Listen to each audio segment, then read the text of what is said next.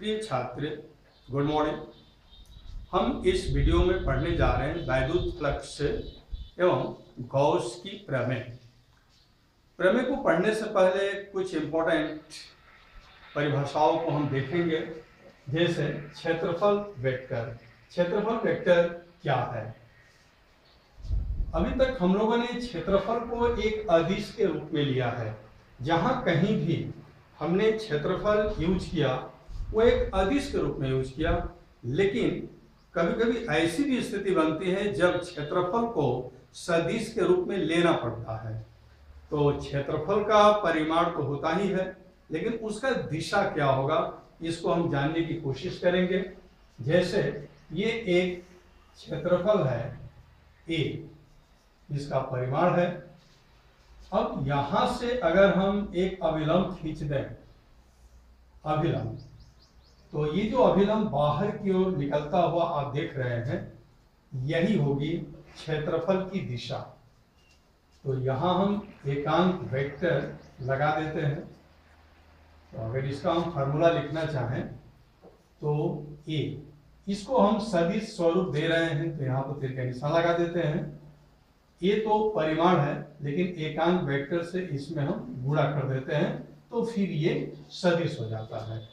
तो इस तरह से हमें ये जानना होगा कि कोई भी क्षेत्रफल है उसके अभिलंबवत एक हम रेखा खींचे बाहर की ओर, तो वह क्षेत्रफल की दिशा होती है। घन कोण। घन कोण क्या है? आइए पहले हम कोण के बारे में जानते हैं, समतलीय कोण के बारे में। जैसे ये एक वृत्त है और यहां अगर कोई हम खंड ले लें, चाप, तो यह चाप वृत्त के केंद्र पर कोण बनाता है। यहां जो कोण बनता है उसे हम समतलीय कोण कहते हैं। अब यदि इस चाप की लंबाई, जैसे मान लेते हैं, चाप की लंबाई इसकी त्रिज्या के बिल्कुल बराबर हो, तो x/r ये हो जाएगा कोण। तो x का वैल्यू r के बिल्कुल बराबर है, तो इस स्थिति में क्या हो जाएगा? 1 रेडियन। तो इस तरह से आप याद रख सकते हैं कि अगर हम किसी वृत्त के परिधि पर त्रिज्या के बराबर चाप ले लें, तो वह चाप वृत्त के केंद्र पर जितना कोण अंतरित करता है वह कोण 1 रेडियन का होता है। इसी प्रकार से हम घन कोण को समझ सकते हैं। एक आप गोला लीजिए, ठोस गोला, और इस गोले के पृष्ठ पर एक क्षेत्रफल ले लीजिए। यह क्षेत्रफल गोले के केंद्र पर जो कोण अंतरित करता है उस कोण को हम कहते हैं घन कोण। तो इसे मान लीजिए ये क्षेत्रफल है dA और यहाँ पर घन कोण इसने बनाया d ओमेगा। घन कोण को ओमेगा से हम डिनोट करते हैं और ये त्रिज्या है r। तो फिर इसका फार्मूला होगा d omega equal dA upon r square. अब आइए हम ये जानने की कोशिश करेंगे कि घन कोण का मात्रक क्या होता है। घन कोण का मात्रक होता है स्टेरेडियन। जैसे आपने कोण का मात्रक देखा रेडियन, लेकिन यहाँ पर घन कोण का मात्रक होगा स्टेरेडियन। एक स्टेरेडियन कितने घन कोण को कहेंगे? तो इसको हम समझने का प्रयास करें। जैसे ये गोला है और गोला का कुछ त्रिज्या होगा ही, इसकी त्रिज्या के वर्ग के बराबर अगर गोले के पृष्ठ पर हम कोई क्षेत्र ले लें, तो यह क्षेत्र गोले के केंद्र पर जितना कोण बनाता है वह कोण 1 स्टेरेडियन का होता है। फिर से आप समझने का प्रयास कीजिए। गोले के पृष्ठ पर जो ये क्षेत्रफल लिया गया है, यह क्षेत्रफल गोले की त्रिज्या के वर्ग के बराबर है, r स्क्वायर के बराबर है। तो यहां पर जो कोण बना, इस पृष्ठ ने जो यहां पर कोण बनाया है वह कोण होता है 1 स्टेरेडियन। चित्र में हम देख रहे हैं कि ये पृष्ठ कुछ तिरछा बना हुआ है, जैसे ये गोला है और हम जानते हैं कि गोले की त्रिज्या पृष्ठ पर अभिलंबवत होती है, यानी कि जो त्रिज्या है पृष्ठ पर लंबवत गिरती है। यहां से अगर हम त्रिज्या बनाने की कोशिश करें तो ये पृष्ठ इस त्रिज्या के लंबवत नहीं होगा। ऐसा आप मान लीजिए कि एक बहुत बड़ा सा गोला है और इस गोले का ये केंद्र है और उस गोले पर ये जो पृष्ठ लिया गया, यह पृष्ठ तिरछा है, तो हमें गोले पर ऐसा पृष्ठ लेना है कि त्रिज्या, गोले की त्रिज्या पृष्ठ पर लंबवत पड़े। तो यहाँ तो लंबवत नहीं है, तो फिर इसका हम, जैसे डी ए है, इसका हम एक घटक लेंगे, तो इसका एक घटक हम ले रहे हैं। इस तरह से हमने इसका घटक ले लिया। ये घटक त्रिज्या के बिल्कुल ये लंबवत है।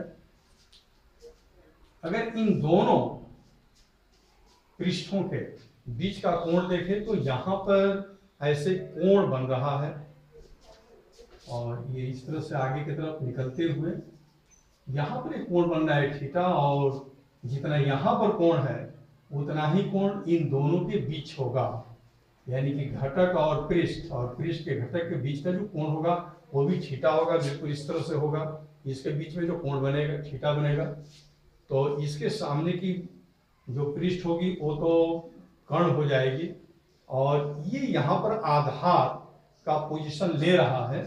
तो हम कह सकते हैं कि जो ये पृष्ठ है डी ए, इसका ये आधार घटक है, और हम जानते हैं कि आधार घटक के साथ कॉस लेते हैं, तो डी ए कॉस थीटा। अब यहाँ से हम फार्मूला निकालने का कोशिश करेंगे। तो डी ओमेगा, जो यहाँ का घनकोण है d omega, is equal to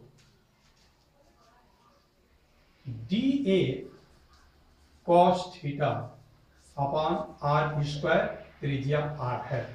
तो आप हमेशा याद रखिए कि अगर पृष्ठ तिरछा हो जाए तो घनकोण का सूत्र क्या होगा, d A cos theta upon r square. यहाँ कोण का माप कर लेते हैं और उसके संगत यहाँ पर कास लगाते हैं और फिर ये घनकोण हम प्राप्त कर लेते हैं। वैद्युत फ्लक्स,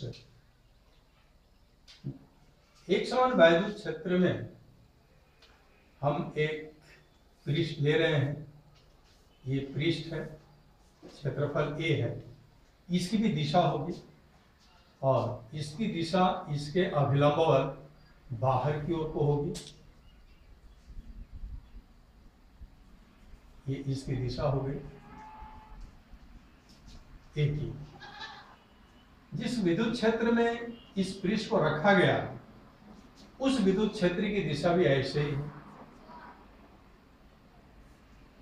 ये विद्युत क्षेत्र के लिए तीर बनाए जा रहे हैं और इसमें हम देख रहे हैं कि जो विद्युत क्षेत्र है, विद्युत क्षेत्र सदिश राशि होती है, तो विद्युत क्षेत्र के लिए जो तीरें बनाई गई है और जो क्षेत्रफल की दिशा आप देख रहे हैं तीर के द्वारा, ये दोनों की दिशाएं सेम एक ही तरफ है, यानी कि दोनों के बीच का कोण यहाँ पर देखा जाए तो शून्य है, शून्य अंश का कोण है। तो विद्युत फ्लक्स क्या होगा, विद्युत फ्लक्स को फाई से हम डिनोट करते हैं। तो फाई अर्थात ये फ्लक्स है और ई यहाँ पर लिखा गया है, यानी कि ये विद्युत फ्लक्स है, इलेक्ट्रिक फ्लक्स है, इज इक्वल टू, दोनों का अगर हम गुणा कर दें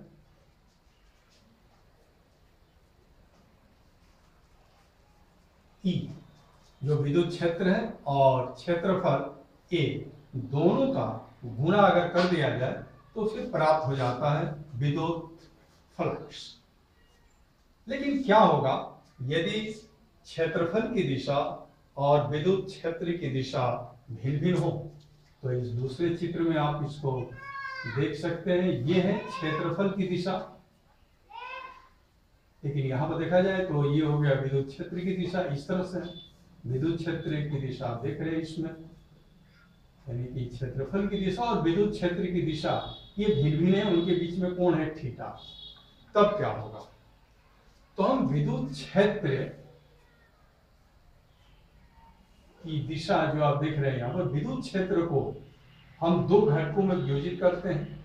उसमें से एक घटक हम लेते हैं जो क्षेत्रफल की दिशा में हो, यानी कि ये घटक, इसका अगर हम ये घटक लें क्षेत्रफल की दिशा में, तो यहाँ पर आप देख रहे हैं कि एक समकोण त्रिभुज बन रहा है, और इस समकोण त्रिभुज में कोण के सामने तो ये भुजा लंब कहलाएगी, ये आधार हो जाएगा।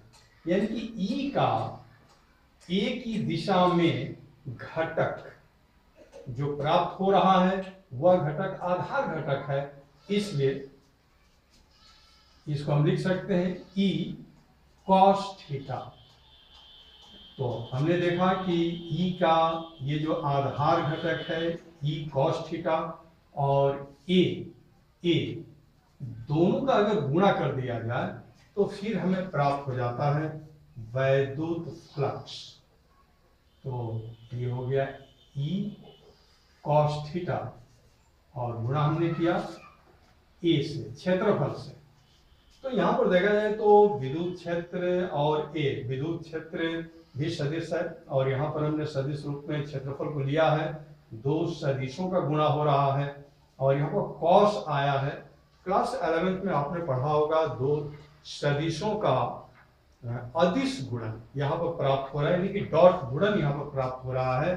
तो इसी को हम लिख सकते हैं phi E is equal to E dot A, अर्थात ई ए कॉस थीटा। अब यहाँ कंफ्यूज नहीं होना है, कॉस थीटा ई का था, लेकिन ई का वैल्यू अलग होगा कुछ, कॉस थीटा का वैल्यू अलग होगा, ए का वैल्यू कुछ अलग होगा।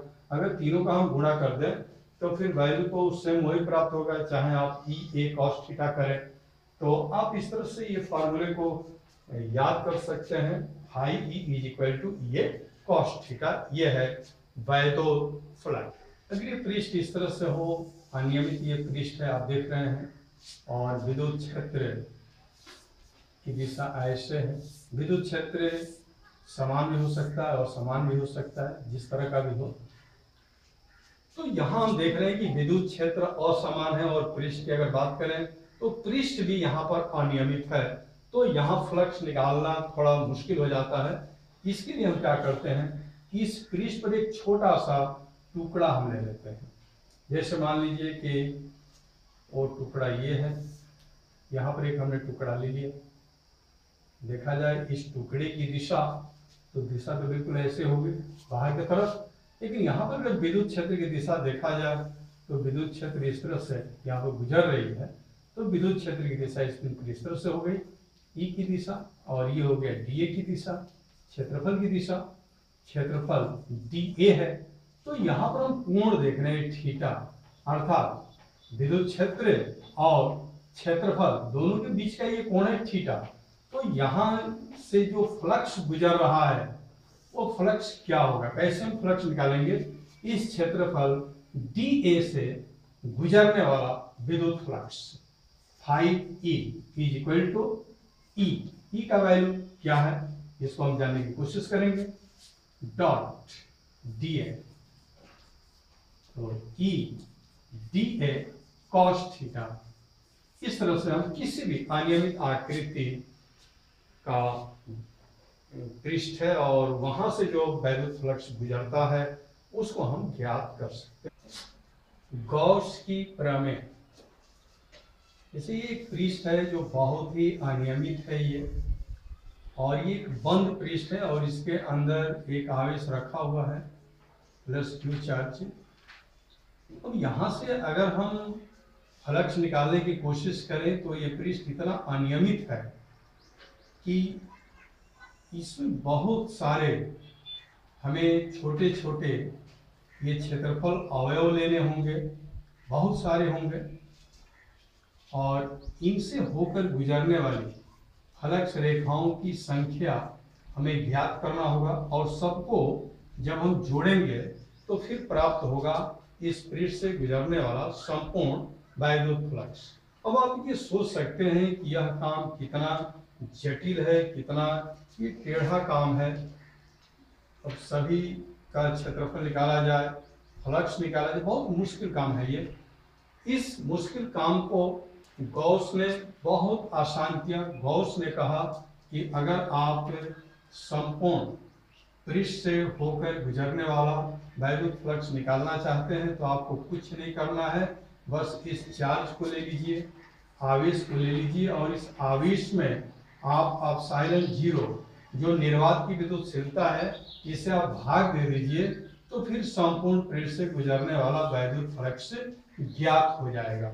यह बात गॉस ने कहा, और आप समझ सकते हैं कि गॉस ने इस बात को कह करके एक बहुत ही बड़ा जो विज्ञान की जटिल घटना थी उसको उन्होंने आसान करने का प्रयास किया। तो आइए हम जानेंगे कि गॉस की प्रमेय क्या है।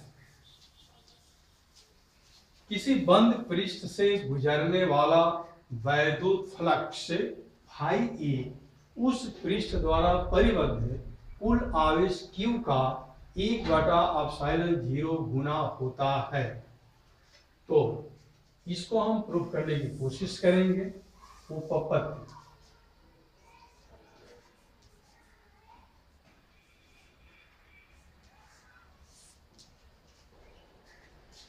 एक हम यहाँ पृष्ठ ले रहे हैं, एक पृष्ठ है बड़ा सा, एक यहाँ पर आप देख रहे हैं एक पृष्ठ है, बंद पृष्ठ है। एक बात और हम समझने की कोशिश करें कि अगर किसी बंद पृष्ठ में धन आवेश रखा गया है तो धन आवेश से आप जानते हैं कि जो बल रेखाएं निकलती हैं वो बाहर की ओर जाती हुई निकलती हैं, तो जो फ्लक्स होगा फ्लक्स की दिशा भी होगी बाहर की ओर जाते हुए। लेकिन अगर हम किसी बंद पृष्ठ में ऋण आवेश ले लें तो आप जानते हैं कि ऋण आवेश की दिशा क्या होती है, ऋण आवेश की ओर आते हुए। तो ऋण आवेश जो फ्लक्स बनाता है उसकी दिशा होती है ऋण आवेश की ओर आते हुए, मतलब बंद पृष्ठ के अंदर की तरफ। और यहाँ पर धन आवेश के कारण जो यहाँ फ्लक्स बन रहा है वह फ्लक्स होगा बंद पृष्ठ से बाहर निकलते हुए। तो इस बात को बिल्कुल आप समझने की कोशिश कीजिए। और यहाँ आप एक देख रहे हैं पृष्ठ है, ये बंद पृष्ठ है, और इसमें हम एक चार्ज यहाँ पर दे दिए, चार्ज बिंदु आवेश है प्लस Q, और इसके अंदर बिंदु O पर रखा गया है। अब जानते हैं कि यहाँ से हर दिशा में चारों तरफ वैद्युत फ्लक्स रेखाएं गुजरती हैं। तो ये तो वैद्युत बल रेखाएं हैं जो धन आवेश से बाहर की ओर निकलते हैं। इस पर क्योंकि ये पृष्ठ अनियमित है, एक ही साथ इसको नहीं निकाला जा सकता है, तो हम इस पृष्ठ पर छोटे छोटे क्षेत्रफल अवयव लेंगे और उन अवयव से गुजरने वाले फ्लक्स की हम गणना करेंगे, और फिर इसी प्रकार से सभी अवयवों से गुजरने वाले फ्लक्स को हम जोड़ देंगे तो प्राप्त हो जाएगा संपूर्ण पृष्ठ से गुजरने वाला वैद्युत फ्लक्स। तो हम इस पृष्ठ पर एक अवयव ले रहे हैं, ये अवयव इस प्रकार से है। हमने एक अवयव लिया जो DA है, इसकी अगर दिशा देखी जाए तो दिशा इस पृष्ठ के लंबवत होता है। इस तरह से दिशा प्राप्त होगी DA की। ये क्षेत्रफल को हम सदिश रूप में ले रहे हैं और यहाँ पर हमने डाल दिया एक एकांक वेक्टर। अब यहाँ से जो बल रेखाएं गुजर रही हैं वो सर्वत्र दिशा में गुजर रही है बाहर के तरफ। तो यहाँ से एक बल रेखा हमने इस तरह से दिखला दिया, ये बल रेखा, ये बल रेखा, आप देख रहे हैं ऐसे। तो ये तमाम बल रेखाएं हैं जो इस पृष्ठ से होकर गुजर रही हैं। इस प्रकार से ये बल रेखाएं यहाँ घनकोण बनाती हैं डी ओमेगा। ये घनकोण यहाँ पर बना हुआ है।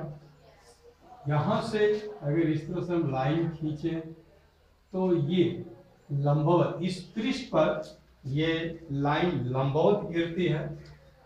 तो लंबवत लाइन पृष्ठ पर गिर रही है तो यही त्रिज्या होगी। और इस तरह से अंदर के वैद्युत क्षेत्र की दिशा आप देख रहे हैं ये है, और ये है क्षेत्रफल की दिशा। दोनों के बीच कोण है थीटा। तो अब हम सिर्फ क्षेत्रफल अवयव, जो कि एक बहुत छोटा सा टुकड़ा है, जिसको हम डी ए कहेंगे, छोटे से टुकड़े को डी ए कहेंगे, जबकि ये पूरा जो क्षेत्रफल है ये ए है। एक बात यहाँ पर गौर से समझिए, एक छोटा सा हमने क्षेत्रफल लिया है तो उसको हम डी ए कहेंगे। डी लगा हुआ है, इसका मतलब ही है ये क्षेत्रफल बहुत छोटा सा है।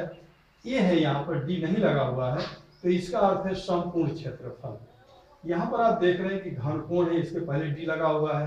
इसका अर्थ यह हुआ कि हम संपूर्ण घनकोण नहीं निकाल रहे हैं, हम एक छोटा सा घनकोण निकाल रहे हैं, जो घनकोण इस पृष्ठ के द्वारा यहाँ पर अंतरित हुआ है। तो यहाँ से इसकी दूरी, मान लीजिए बिंदु P है, इसकी दूरी ये R है। तो हम लिखेंगे क्षेत्रफल अवयव, क्षेत्रफल अवयव से गुजरने वाला वैद्युत फ्लक्स। और अभी आपने वैद्युत फ्लक्स का फार्मूला देखा, वैद्युत फ्लक्स फाई ई होगा, लेकिन अवयव से गुजर रहा है वो थोड़ा सा घनकोण होगा, इसलिए यहाँ पर डी लगाएंगे। ई डॉट डी ए अर्थात यही हो जाएगा ई डी ए कॉस थीटा। और हम वैद्युत क्षेत्र का सूत्र जानते हैं, E इज इक्वल टू होता है 1/4 pi epsilon 0 Q upon R square. तो यहाँ पर E के स्थान पर अगर हम इसको रख दें तो फिर हमें क्या प्राप्त हो जाएगा, d phi E equal, E के स्थान पर हम विद्युत क्षेत्र की तीव्रता का ये सूत्र लिख दिए, उसके बाद हम इसको रख दे रहे हैं सीधे डी ए कॉस थीटा। अब आप इसको गौर से देखिए, बिल्कुल ध्यान लगा कर देखिए क्या पाते हैं। यहाँ पर हम देख रहे हैं d A cos theta upon are square, और हम जानते हैं कि d A cos theta upon are square किस भौतिक राशि का ये सूत्र है, तो ये है घनकोण का सूत्र डी ओमेगा। ये डी ओमेगा का सूत्र है, घनकोण है ये। तो हम कह सकते हैं कि इस फार्मूले में D A cos theta upon are square घनकोण है। तो यहाँ हम इसके स्थान पर देखिए Q को हम यहाँ पर रख दे रहे हैं सुविधा के लिए, और यहाँ था d A cos theta upon are square, यहाँ पर हमने लिख दिया d A cos theta upon are square. आप हर लाइन एक एक करके लिखते जाइए जैसे जैसे मैं यहाँ पर चेंज कर रहा हूँ। अब इसके बाद हम देख रहे हैं कि ये जो निकला है वैद्युत फ्लक्स, एक छोटे से क्षेत्रफल से गुजरने वाला ये वैद्युत फ्लक्स है। लेकिन अब हम इसी की सहायता से निकालेंगे कि संपूर्ण पृष्ठ से गुजरने वाला वैद्युत फ्लक्स, तो ये d phi E is equal to, ये तो है क्षेत्रफल अवयव से गुजरने वाला वैद्युत फ्लक्स, यहाँ पे Q अपॉन 4 पाई एप्सिलॉन 0, इसके स्थान पर हम लिख सकते हैं घनकोण डी ओमेगा। ओके, अब हम संपूर्ण क्षेत्रफल से गुजरने वाला वैद्युत फ्लक्स प्राप्त करेंगे। तो लिखेंगे संपूर्ण पृष्ठ से, संपूर्ण पृष्ठ ए से गुजरने वाला वैद्युत फ्लक्स, वैद्युत फ्लक्स। तो अब ये डी फाई ई नहीं रह जाएगा बल्कि फाई ई हो जाएगा, क्योंकि संपूर्ण पृष्ठ से गुजर रहा है। तो यहाँ संपूर्ण पृष्ठ से जब इसको गुजारा जा रहा है तो यहाँ हो जाएगा ई डी ए। यहाँ पर इसका अर्थ है कि संपूर्ण पृष्ठ का समाकलन करना, हालांकि यहाँ पर कोई समाकलन का फॉर्मूला आने वाला नहीं है, लेकिन केवल यहाँ पर समझिए कि पूरी इस राशि को समाकलित किया जा रहा है, सबको एक साथ यहाँ पर लिखने का प्रयास किया जा रहा है। तो ये क्या हो जाएगा, ये होगा फाई ई इक्वल क्यू अपान 4 पे एप्सिलॉन 0, और इसी को हम संपूर्ण करने जा रहे हैं घनकोण को। जो डी ओमेगा घनकोण है ये थोड़ा सा घनकोण है, लेकिन इस संपूर्ण की अगर हम बात करते हैं तो यहाँ पर संपूर्ण घनकोण 4 पाई बनता है। तो यहाँ पर संपूर्ण से मतलब है कि हम घनकोण को संपूर्ण करने जा रहे हैं। आप लिखते जाइए, बीच में वीडियो को आप रोक दीजिए और रोक करके नोट्स तैयार कर दीजिए, और इस तरह से एक एक लाइन आप अच्छा से लिखते हुए आगे बढ़ें। तो यहाँ हो गया Q अपान 4 पाई एप्सिलॉन 0, और इसके स्थान पर आइए थोड़ा हम जान लेते हैं। जैसे डी ओमेगा का हमने फार्मूला पढ़ा था, ए अपन आर स्क्वायर, ये फार्मूला होता है संपूर्ण क्षेत्रफल। मतलब अगर पूरा ये संपूर्ण क्षेत्रफल हम ले लें तो एक गोले का संपूर्ण क्षेत्रफल क्या होता है, 4 पाई आर स्क्वायर, और ये आर स्क्वायर कट जाता है, आर स्क्वायर, तो फिर क्या बचता है 4 पाई। तो ये संपूर्ण घनकोण हो जाता है ओमेगा इक्वल टू 4 पाई। इस बात को आप याद रखेंगे कि किसी गोले के केंद्र पर संपूर्ण घनकोण 4 पाई होता है। तो यहाँ संपूर्ण घनकोण की बात हो रही है, तो यहाँ अगर हम 4 पाई लिख दें संपूर्ण घनकोण के स्थान पर, तो फिर क्या प्राप्त होता है, पाई और पाई कैंसिल हो जाता है। तो phi E is equal to q upon epsilon 0। यही गॉस ने कहा था कि आपको बहुत ज्यादा अवयव लेने की जरूरत नहीं है, इतना मुश्किल भरा काम करने की जरूरत नहीं है। आप सिर्फ यह देखिए कि इस बंद पृष्ठ के अंदर जो आवेश है उस आवेश का मान कितना है, और उस मान में आप विद्युतशीलता से भाग दे दीजिए। फिर इस आवेश के कारण जो संपूर्ण फ्लक्स निकल रहा है इस क्षेत्रफल के पार करके, वह फ्लक्स होगा phi E is equal to q upon epsilon 0। इसी बात को गॉस ने कहा था कि किसी बंद पृष्ठ से परिबद्ध आवेश का 1/एप्सिलॉन 0 गुना उस पृष्ठ से गुजरने वाले फ्लक्स के बराबर होता है।